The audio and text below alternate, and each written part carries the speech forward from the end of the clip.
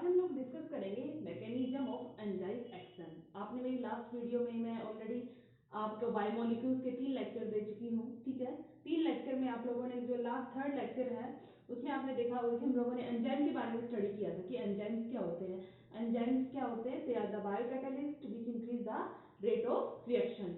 आज हम देखेंगे कि एंजाइम्स काम कैसे करते हैं। This is the mechanism of enzyme action के एंजाइम काम कैसे करेंगे। तो आप सबको पता है जैसे कि एंजाइम है वो रिक्वायर्ड होते हैं इन वेरी स्मॉल अमाउंट, ठीक है। तो enzymes are required in a very small amount, ठीक है। हर सेल को अपने एंजाइम प्रोड्यूस करने पड़ते हैं, ठीक है। Every cell produce on its own enzymes, ठीक है। कुछ एंजाइम सेल के अंदर वर्क करते हैं, some enzymes are work in the cells, तो उनको क्या कहेंगे? इंट्रासेलुलर एंजाइम्स, ठीक है।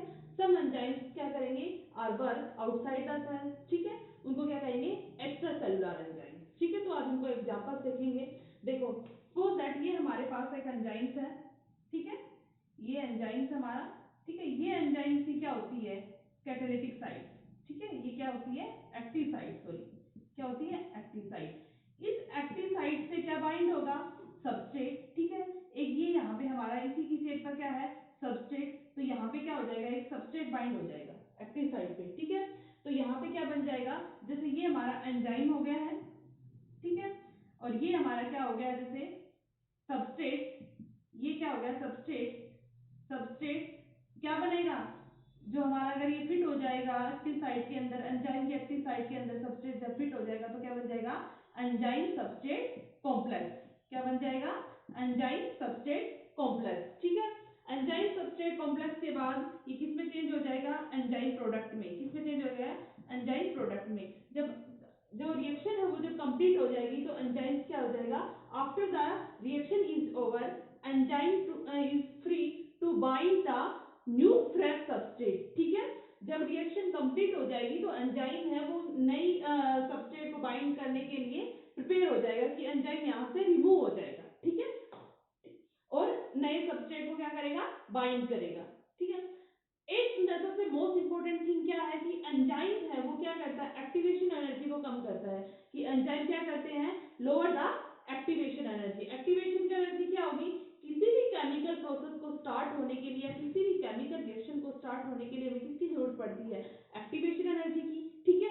तो एंजाइम के एब्सेंस में क्या हो जाएगी कि एक्टिवेशन एनर्जी क्या हो जाएगी? लो हो जाएगी। तो नीड पॉइंट ऑफ व्यू की तरफ से बहुत इंपॉर्टेंट ग्राफ है, आपके एनसीईआरटी में भी दे रखा है, ऐसे ग्राफ है, ठीक है।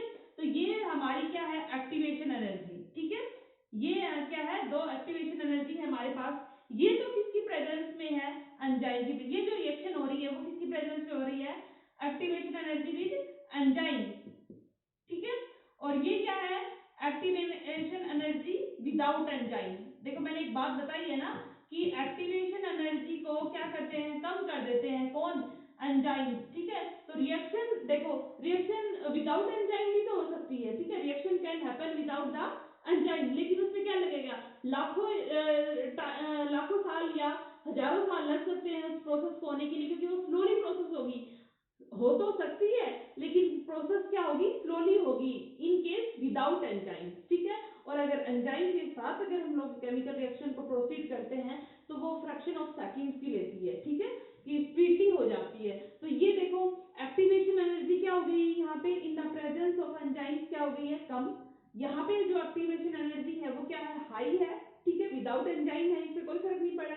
लेकिन अगर यहाँ पे हम लोगों ने एंजाइम ऐड किया कर दिया तो एक्टिवेशन एनर्जी यहाँ पे क्या हो गई है? कम हो गई है, ठीक है। अब देखो ये तो हमारा आपको ध्यान रखना होगा कि कौन सा, ये हमारा सबस्ट्रेट है और ये हमारा कौन सा है? प्रोडक्ट। ये जो स्टेट है इसको हम लोग क्या बोलते हैं? Transition state. क्या बोलते हैं इसको? Transition state. तो आप लोगों से नीड पॉइंट ऑफ व्यू में पूछ लिया जाता है क्वेश्चन कि सबस्ट्रेट कौन सा है, प्रोडक्ट कौन सा है, एक्टिवेशन एनर्जी विद एंजाइम कौन सी है और एक्टिवेशन एनर्जी विदाउट एंजाइम कौन सी है। तो एक बात ध्यान में रखना कि एक्टिवेशन एनर्जी लो हो जाती है in the case of enzyme, ठीक है। और एंजाइम सबस्ट्रेट से ऐसे फिट होता है जैसे हम लोग एक लॉक को खोलने के लिए की लगाते हैं, ठीक है। तो वो की उसी के एक लॉक के स्पेशल की होती है, हर लॉक की क्या होती है? डिफरेंट डिफरेंट की होती है। ऐसे एंजाइम्स के क्या होते हैं? उसी के साइज के क्या होते हैं? सबस्ट्रेट होते हैं। इसीलिए वो जो सबस्ट्रेट है वो एंजाइम में फिट हो जाते हैं और क्या बना लेते हैं? Enzyme substrate complex. जब एंजाइम सबस्ट्रेट कॉम्प्लेक्स बन जाएगा तो क्या बन जाएगा उसके बाद एंजाइम प्रोडक्ट, और उसके बाद रिएक्शन ओवर होने के बाद एंजाइम वहां से अलग हो जाएगा। क्यों? क्योंकि इससे किसके लिए हो जाएगा अलग? To bind the fresh substrate, और फिर दूसरा सबस्ट्रेट आएगा, फिर फर्दर इससे क्या हो जाएगा? बाइंड हो जाएगा। देखो हम कह रहे हैं कि जब न्यू एंजाइम्स बन रहे हैं तो जो पुराने वाला एंजाइम है उसको अलग क्यों होना पड़ रहा है? ठीक है, जब न्यू एंजाइम्स बन रहे हैं तो जो पुराने वाला एंजाइम है उसको अलग होना क्यों पड़ रहा है प्रोडक्ट से? देखो हम बात करते हैं स्लेवरी एमाइलेज एंजाइम्स की। जो स्लेवरी एमाइलेज एंजाइम है वो कहाँ पे प्रेजेंट होता है? हमारे माउथ में।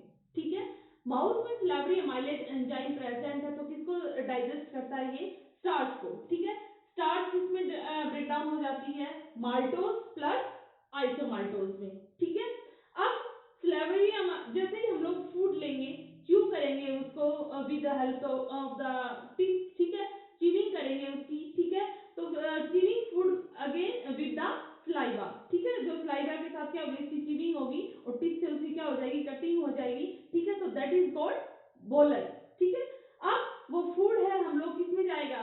स्टमक में जाएगा। किसके थ्रू? फूड पाइप के थ्रू। फूड पाइप के थ्रू फूड किस में चला गया है? स्टमक में। स्टमक की पीएच क्या है? एसिडिक है। ठीक है, स्टमक की पीएच क्या है? एसिडिक है। अब हमारा जो एंजाइम वहां पे जाएगा, जो फूड जो जाएगा, एंजाइम जो जाएगा वो क्या करेगा? क्योंकि जो एंजाइम्स होते हैं वो क्या होते हैं? They are very sensitive to temperature and pH. ठीक है, तो वहां की जो स्टमक की जो एसिडिक पीएच है वो क्या करेगी? जो हमारा एंजाइम है, स्लेवरी एंजाइम की जो एक्टिविटी को क्या कर देगी? इनहिबिट कर देगी, मतलब स्टॉप कर देगी। वैसे तो स्लेवरी एमाइलेज एंजाइम की जो पीएच होती है वो कितनी होती है? 6 ले लेके ना 7.4 के अराउंड होती है, लेकिन जो स्लेवरी एमाइलेज एंजाइम जो सबसे बेस्ट पीएच पे वर्क करता है वो कितनी है? 6.8 पीएच पे सबसे बेस्ट पीएच है इसकी, जहां पे वो क्या करेगा? प्रॉपरली वर्क करेगा। ठीक है, तो यहाँ पे क्या है? अब वहां पे स्लेवरी एमाइलेज एंजाइम की एक्टिविटी क्या हो गई है? इनहिबिट हो गई है, क्योंकि वहां पे एसिडिक पीएच है स्टमक में। ठीक है, नेक्स्ट है हमारा कि जैसे अब जो हमारा स्टार्च को डाइजेस्ट करना है, अब 32 बाय द टाइम जो एंटायर ऑफ द बोलस, ठीक है, एसिडिक हो जाएगा, उसके साथ मिक्स हो जाएगा, तो 30 to 50% स्टार्च तो हमारा स्टमक में ही डाइजेस्ट हो जाएगा। कहाँ डाइजेस्ट हो जाएगा? स्टमक में ही डाइजेस्ट हो जाएगा। ठीक है, अनदर एक और एंजाइम है हमारा पेप्सिन। ठीक है, जो स्टमक में प्रोड्यूस होगा, तो पेप्सिन की जो इनएक्टिव फॉर्म होगी वो कौन सी होगी? पेप्सिनोजन। कौन सी होगी? पेप्सिनोजन। ठीक है, तो पेप्सिनोजन को पेप्सिन में कौन कन्वर्ट करता है? पेप्सिनोजन को पेप्सिन में कौन कन्वर्ट करता है? एचसीएल। ठीक है, हाइड्रोक्लोरिक एसिड प्रेजेंट होता है स्टमक में, आप लोगों को पता है। और पेप्सिन किसको डाइजेस्ट करते हैं? प्रोटीन्स को। ठीक है, तो पेप्सिन क्या है? खुद का ही क्या कर लेगा? ऑटो, जब पेप्सिन खुद का ही क्या कर लेगा? Auto catalyst. ठीक है, ऑटो कैटेलिस्ट। ठीक है, ऑटो कैटेलाइज कर लेगा। ठीक है, पेप्सिन अपना क्या कर लेगा?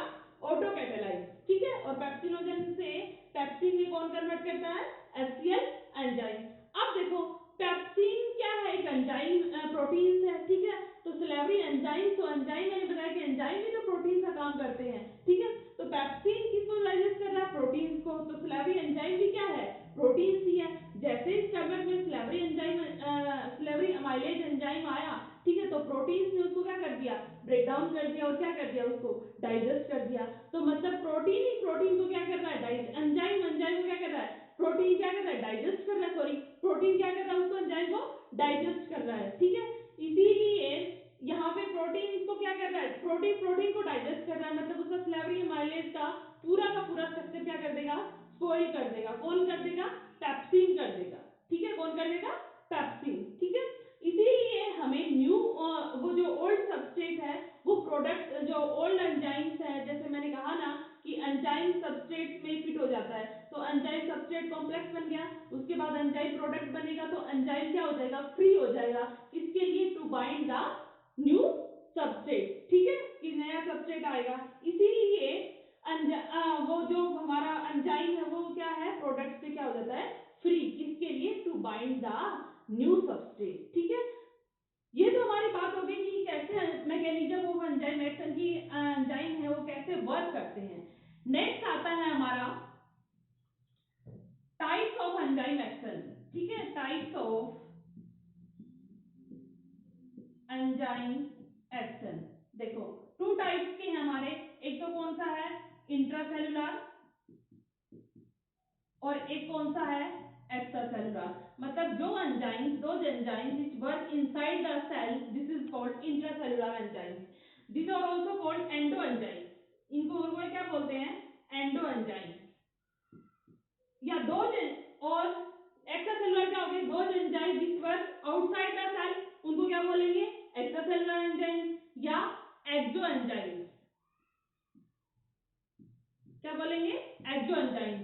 अब एंडो एंजाइम के एग्जांपल क्या बनेंगे, जैसे रेस्पिरेटरी एंजाइम्स हैं, रेस्पिरेटरी एंजाइम्स है। नेक्स्ट है हमारे क्रेब्स साइकिल के एंजाइम्स है, ग्लाइकोलिसिस के एंजाइम्स है। जैसे ग्लाइकोलिसिस का फर्स्ट एंजाइम कौन सा होगा, हेक्सोकाइनेज। ठीक है, तो रेस्पिरेटरी एंजाइम के एंजाइम है, क्रेब्स साइकिल के एंजाइम्स है, और ग्लाइकोलाइसिस के, तो ग्लाइकोलाइसिस का फर्स्ट एंजाइम कौन सा होगा, हेक्सोकाइनेज। ठीक है, नेक्स्ट है एक्स्ट्रा सेलुलर की बात करें, द एंजाइम्स या those enzymes which work outside the cell, this is called extracellular enzymes या एक्सो एंजाइम्स। तो एग्जांपल क्या होगा, पेप्सिन और ट्रिप्सिन। तो पेप्सिन किसमें होगा, स्टमक में, और ट्रिप्सिन किसमें होगा, इंटेस्टाइन में। ठीक है, तो एग्जांपल क्या होंगे, पेप्सिन और ट्रिप्सिन या ट्रिप्सिन। ठीक है, तो पेप्सिन किसमें होगा, स्टमक में, और ये ट्रिप्सिन किसमें होगा,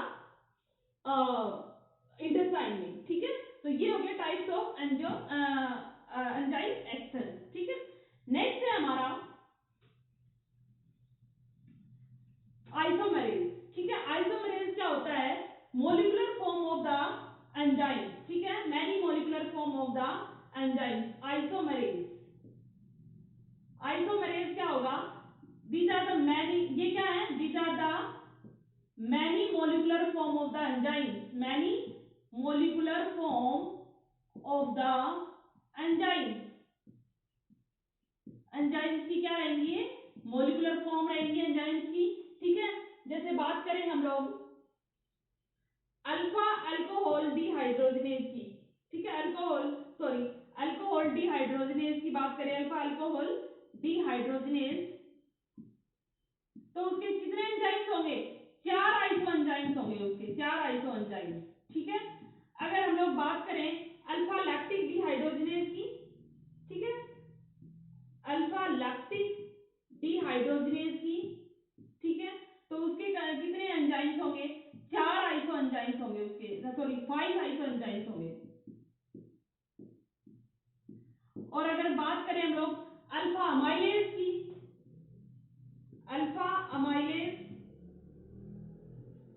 एंजाइम की बात करें, तो उसके कितने एंजाइम्स होंगे, 16 आइसोमरेज।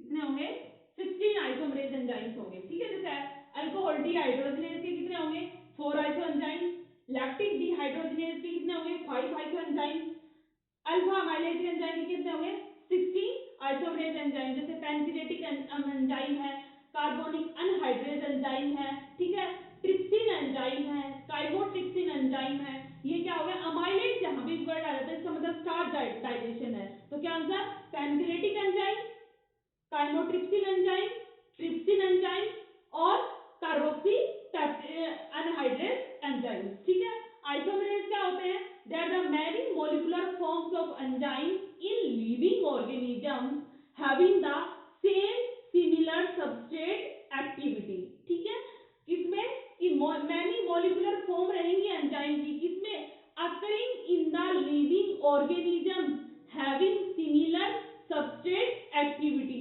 उनको हम लोग क्या बोलेंगे, आइसोमरेज एंजाइम। ठीक है, आइसोमरेज।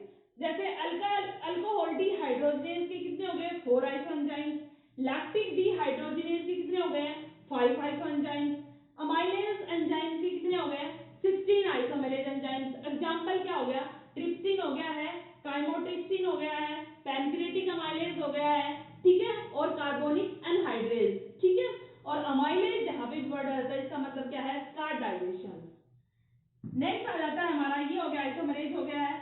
नेक्स्ट आ जाता है हमारा कि enzyme catalysed by the, sorry, reaction catalysed by the enzyme, जो रिएक्शन किसके थ्रू कैटेलाइज की जाती है, बाय द एंजाइम। ठीक है, नेक्स्ट है हमारा